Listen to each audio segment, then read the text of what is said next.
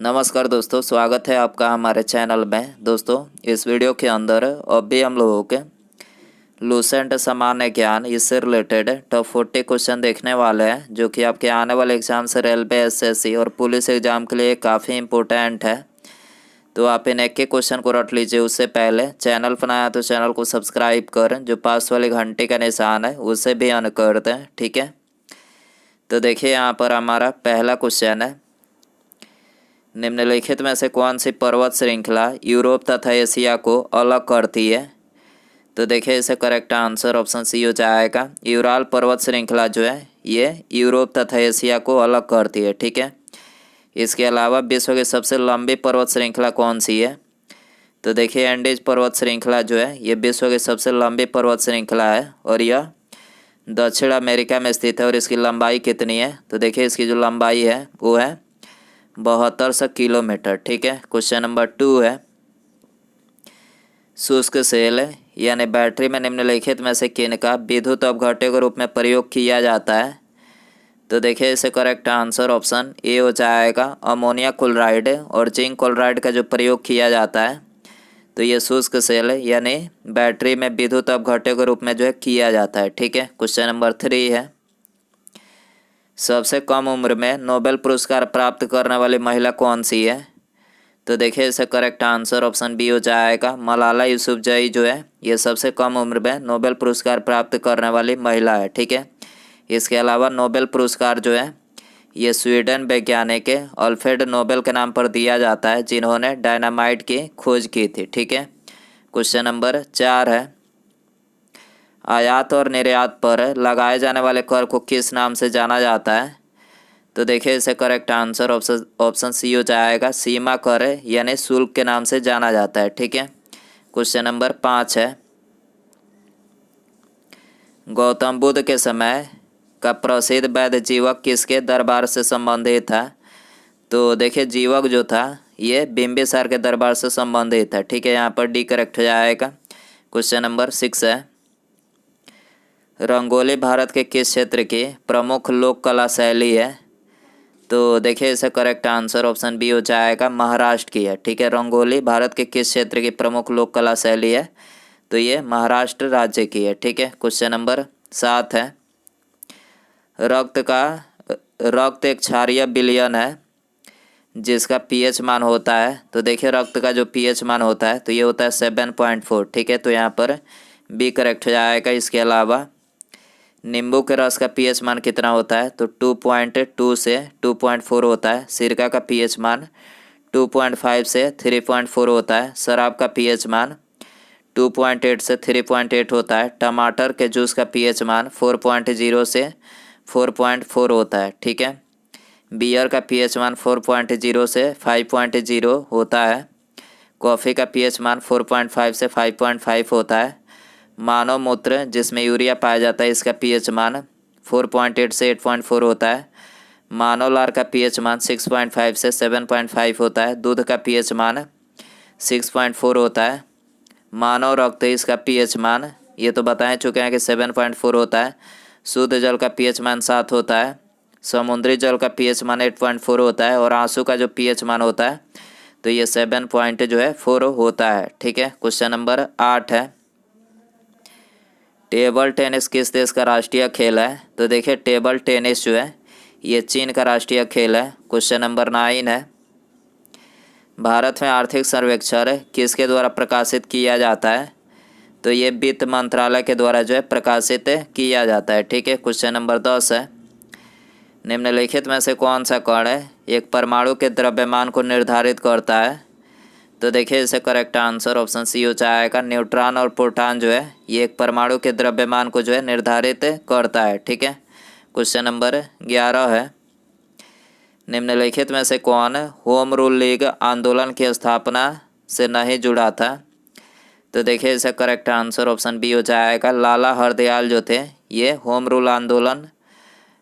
Rule league आंदोलन की स्थापना से नहीं जुड़े हैं। लाला हरदयाल जो है ये गदर पार्टी के एक प्रमुख नेता थे, ठीक है। क्वेश्चन नंबर 12 है, भारत में आर्थिक सर्वेक्षण किसके द्वारा प्रकाशित किया जाता है?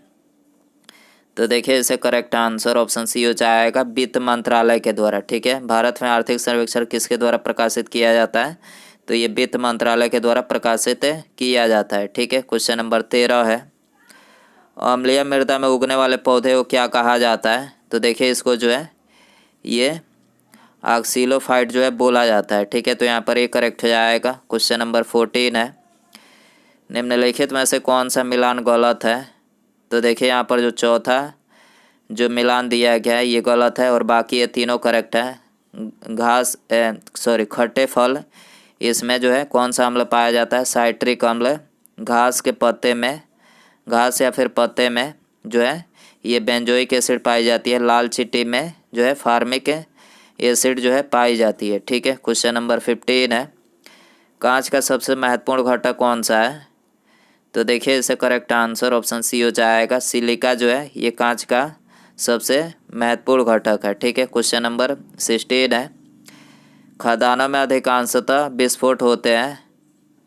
तो देखिए इसे करेक्ट आंसर ऑप्शन सी हो जाएगा, हवा के साथ मीथेन के मिश्रण से। ठीक है, खदानों में अधिकांशतः विस्फोट होते हैं तो हवा के साथ मीथेन के मिश्रण से विस्फोट होते हैं। ठीक है, क्वेश्चन नंबर 17 है, किसके शासनकाल में भारत में अंग्रेजी शिक्षा आरंभ की गई थी?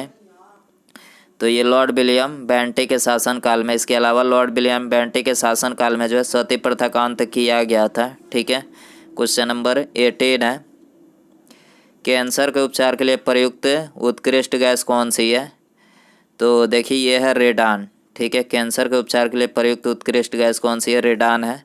क्वेश्चन नंबर 19 है, दिल्ली की प्रथम शासिका रजिया सुल्तान की शादी किसके साथ हुई थी? तो देखिए रजिया सुल्तान की जो शादी हुई थी तो ये अल्तुनिया के साथ हुई थी। ठीक है, तो यहाँ पर बी करेक्ट हो जाएगा। क्वेश्चन नंबर 20 है, भारत के किस नदी को जैविक मरुस्थल कहा जाता है? तो देखिए इसे करेक्ट आंसर ऑप्शन ए हो जाएगा, दामोदर नदी को जो है ये जैविक मरुस्थल कहा जाता है। ठीक है, क्वेश्चन नंबर 21 है, लोकसभा में आंग्ल भारतीय समुदाय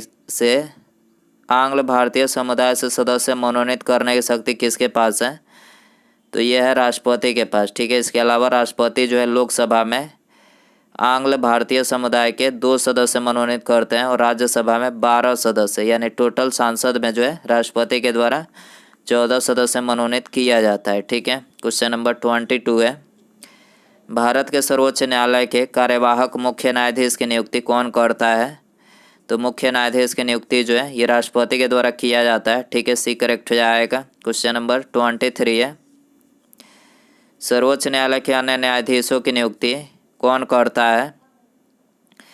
तो देखिए इसे करेक्ट आंसर ऑप्शन ए हो जाएगा, सर्वोच्च न्यायालय के मुख्य न्यायाधीश के परामर्श से राष्ट्रपति के द्वारा किया जाता है। ठीक है, क्वेश्चन नंबर 24 है, 1857 के विद्रोह का तत्कालिक कारण क्या था?